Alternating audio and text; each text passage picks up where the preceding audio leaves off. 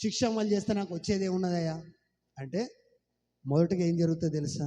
విధేయత ఎట్టిదో, దేవుని మాట వినకుంటే ఏం జరుగుతుందో నీకేమవుతుంది? అర్థమవుతుంది. దేవుడు కొంచెం పక్కన జరిగితే పరిస్థితులు ఎలా ఉంటాయో అర్థమవుతుంది. దేవునికి ఇక ఎలా విధేయత కలిగి ఉండాలో అర్థమవుతుంది. శిక్షలో ఉన్నప్పుడు విధేయత నేర్చుకుంటావు. మరి శిక్షలో ఉన్నప్పుడు ఇంకేం నేర్చుకుంటావు? ఏం నేర్చుకుంటావు తెలుసా? దేవుని మీద ఆధారపడే మనసు బాగా నేర్చుకుంటాము. హల్లెలూయా. రెండవది ఏమొస్తుందో తెలుసా? దేవుని మీద ఆధారపడే మనసు వస్తుంది. ఎప్పుడమ్మా? అందరి దగ్గర ఉంటేనా? అందరు విడిచిపెడితే. హల్లెలూయా.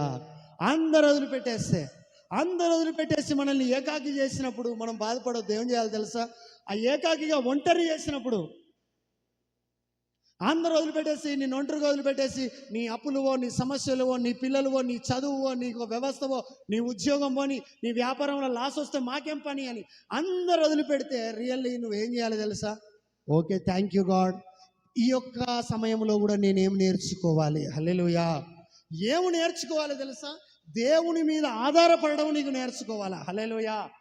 ఏం అర్థమవుతుందంటే, ఎవరు లేరు నాకు, యేసు తప్ప ఎవరు లేరన్న విషయం అర్థమవుతుంది. మరి ఒకవేళ శిక్షలు రాకపోతే, దేవుడు కనుక శిక్షించకపోతే ఆధారపడే మనసు నీకెలా తెలుస్తుంది? నువ్వు సేవకుడివైనా, నువ్వు ఉద్యోగస్తుడివైనా, నువ్వు వ్యాపారస్తువైనా, నువ్వు స్టూడెంట్వైనా, నువ్వు ఏ స్థితివైనా, నువ్వు హౌస్ వైఫ్ అయినా, నువ్వు ఎవరైనా కావచ్చు, అన్నీ తీసుకొచ్చి పెడితే దేవుని మీద ఆధారపడతావా? అందుకే నేను పిల్లల విషయంలో తల్లిదండ్రులకు చెప్తా ఉంటా, పిల్లలకు అన్ని తీసుకొచ్చి పెట్టవద్దు. ఏం చెప్పియాలి ఫస్ట్ తెలుసా? దేవుని మీద ఆధారపడడం నేర్పించాలి. హల్లెలూయా. అందుకే ఒక మాట చదువుకుందాం. కొరింథీ రాసిన పత్రిక, 2 కొరింథీయులకు రాసిన పత్రిక, అక్కడ ఈ మాట ఉంటుంది. 2 కొరింథీయులకు రాసిన పత్రిక 1వ అధ్యాయము 8వ వచనము 9వ వచనం. సహోదరులారా, ఆసియాలో మాకు తటస్థించిన శ్రమను గూర్చి మీకు తెలియకుండుట మాకు ఇష్టం లేదు. అదేదనగా మేము బ్రతుకుదుమను నమ్మకము లేక ఉండునట్లుగా మా శక్తికి మించిన అత్యధిక భారము వలన కృంగిపోతుమి.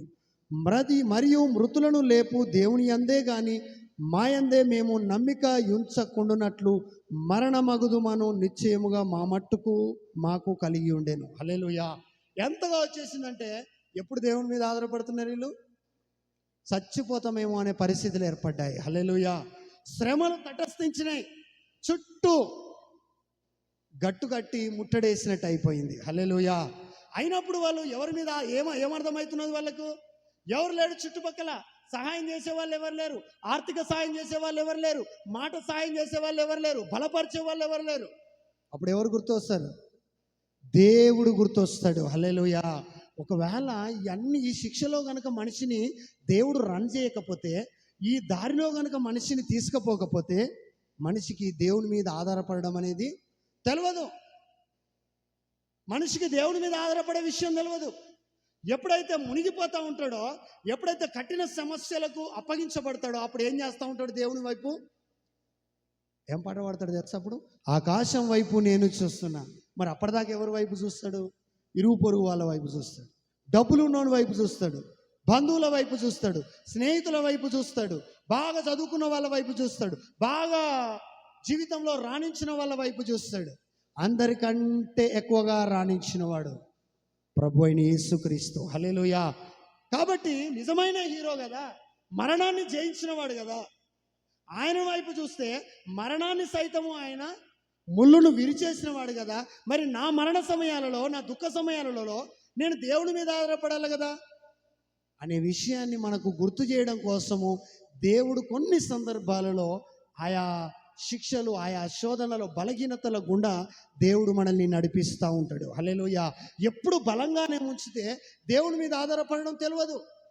ఎప్పుడు సమృద్ధి ఉంటే దేవుని మీద ఆధారపడడం తెలియదు. నీటిలో మునిగిపోతున్నప్పుడు అర్థమైంది ఎవరికి? పేతురుకు. నీటిలో మునుగనంత కాలం ఏదో విధంగా వెళ్తున్నాడు. నీటిలో మునుగుతూ ఉన్నప్పుడు ఏమంటున్నాడు? ప్రభువా నన్ను రక్షించుము. మరి అప్పటిదాకా మంచిగున్నాడు కాబట్టి ఏం లేదు. హల్లెలూయా. దేవుని రక్షించమని ఎందుకు అడుగుతున్నాడు తెలుసా? ఆ నీటిలో మునిగిపోయే పరిస్థితులు వచ్చినాయి కాబట్టి. హల్లెలూయా. మరి ఆ పరిస్థితులు వస్తుంటే దేవుడు ఏం చేస్తున్నాడు? అరే దేవుడు రక్షించడానికే ఉన్నాడు, కానీ నీవు నా మీద ఆధారపడతావా లేదా? హల్లెలూయా. అందుకనే పేతురు ఎవరి మీద ఆధారపడుతున్నాడు? దోణిలో ఉన్న వాళ్ళ మీద ఆధారపడతలేడు. మరి నువ్వు చుట్టుపక్కల వాళ్ళ మీద ఆధారపడకూడదు, స్నేహితుల మీద ఆధారపడకూడదు. మన కష్టం వచ్చిందంటే చాలు, డబ్బులు అవసరం ఉంటే చాలు, మనకు ఫస్ట్ కనబడేది ఎవరి మీద తెలుసా? ఈ మధ్యలో ఎవరి దగ్గర పైసల మీద వెళ్తున్నాయి ఫస్ట్. అంతేనా కదా? ఆయన లోన్ తీసుకున్నాడట కదా, 20 లక్షలు వచ్చినాయట, అడిగొద్దామా? అరే అప్పుకు పోవుడు ఎందుకురా బాబు? సర్వ సంపదలను ఇచ్చే దేవుడు ఉండగా దేవుడి మీద ఆధారపడడం రెండోసారి, మూడోసారి, 10వ సారి ఆధారపడతారు. మొదటిసారి ఎక్కడ ఆధారపడతారో తెలుసా? అన్ని ద్వారాలన్నీ మూయబడ్డ తర్వాత ఎవడు కూడా ఇట్లా ఇట్లా అన్నాక అప్పుడు వచ్చి ఏసయ్యా ఏసయ్యా అని తలుపు కొడుతూ ఉంటారు. దేవుడు కొంచెం ఆలస్యం చేస్తే ఏమంటాడు తెలుసా? దేవుడు ఇంత అడిగినా ఇత్తలేడు, దేవుడు కరుణామయుడే కదా, పాస్టర్ ఎందుకు నాకు ఈ కష్టం, ఎందుకు వేదన, ఎందుకు ఇంత బాధ? ఒకసారి ఆత్మ పరిశీలన చేయి. ఎవరి మీద ఆధారపడ్డావు? మొదటగా డబ్బులు ఉన్న దగ్గర పోయినావు, జ్ఞానం ఉన్నదాని దగ్గర పోయినావు. సర్వ జ్ఞానములు దేవుని యందు గుప్తంలో ఉన్నాయన్న సంగతి ఎరిగి కూడా నువ్వు ఆడికెందుకు వెళ్ళినావు? అందుకని పేతురు మునిగిపోతా ఉంటే దోణిలో ఉన్న వాళ్ళు ఉన్నారు, తమ స్నేహితులు, అదే మిగతా శిష్యులు ఉన్నారు. ఆ శిష్యుల వైపు తిరిగి అరే బాబు రక్షించండి అని చెప్పేసి వాళ్ళని అడగలే. ఎవరిని అడుగుతున్నాడు? ప్రభువా నన్ను రక్షించుము. హల్లెలూయా. మరి ఈరోజు మనము కూడా అంటే ఏమన్నట్టు, ఎవరి మీద ఆధారపడుతున్నాడు? రక్షణ కోసము దేవుని మీద ఆధారపడుతున్నాడు. కష్టకాలంలో ఆ వేదన పరిస్థితుల్లో దేవుడి మీద ఆధారపడుతున్నాడు కాబట్టి దేవుడు తన చేయిచ్చి లేబట్టినాడు అంతే. ఈరోజు నీ కష్టకాలంలో కూడా నువ్వు దేవుని మీద ఆధారపడితే దేవుడు కూడా ఏం చేస్తాడు? తన కుడి చేతితో నిన్ను లేవనెత్తుతాడు. హల్లెలూయా. కానీ మనం స్నేహితులకు ఇస్తే, బంధువులకు ఇస్తే వాళ్ళు ఏం చేస్తారు? స్వార్థపరులు. మనుషులందరూ ఎలాంటి వాళ్ళట? స్వార్థప్రియులు, ధనాపేక్ష కలిగిన వారు, బింకములు ఆడేవాళ్ళు, ఇటు అటు అటు ఇటు పోకిరి చేష్టలు చేసేవాళ్ళు. హల్లెలూయా. కాబట్టి వాళ్ళను నమ్మాల్సిన అవసరం లే. వాళ్ళకు ఒకవేళ చేయితే ఏం చేస్తారు తెలుసా? ఏం చేస్తారు?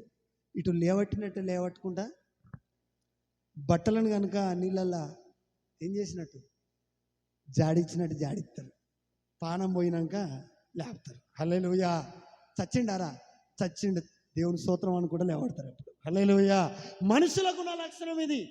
ప్రభు అయిన యేసుక్రీస్తుకున్న లక్షణం ఏందో తెలుసా? నువ్వు మునిగిపోతుంటే నువ్వు రక్షించమని కేకలేస్తే ఆయన మీద ఆధారపడే మనస్సు రావాలని దేవుడు చూస్తున్నాడు. ఒకసారి మునిగితే మునిగనీలే, వీడు ఏం చేస్తాడో చూస్తా. నా మీద ఆధారపడతాడా, పక్కకున్న తన స్నేహితుల మీద ఆధారపడతాడా అని చెప్పేసి దేవుడు చిన్న టెస్ట్ చేసుకున్నాడు. రియల్లీ పేతురు ఏమంటున్నాడు తెలుసా? ప్రభువా నేను చచ్చిపోతున్నా, నేను నశిస్తున్నాను, నన్ను రక్షించవా? ఊకుంటాడా? దేవుని రక్షించమని అడిగితే దేవుడు రియల్లీ, మనుషులను సాయం చేయమని అడిగితే నీకు సహాయం చేయకపోవచ్చు, కానీ దేవుణ్ణి రక్షించమని అడిగితే మాత్రము దేవుడు రక్షించక మానేవాడు కానే కాదు. హల్లెలూయా. ఎందుకు తెలుసా? ఈ లోకానికి దేవుడు వచ్చిందే మనల్ని రక్షించడం కోసం. నువ్వున్న సిచ్యువేషన్లో నుంచి నిన్ను బయటికి లేవనెత్తడం కోసం, నువ్వున్న పాప పరిస్థితులలో నుంచి బయటికి లేవనెత్తడం కోసం.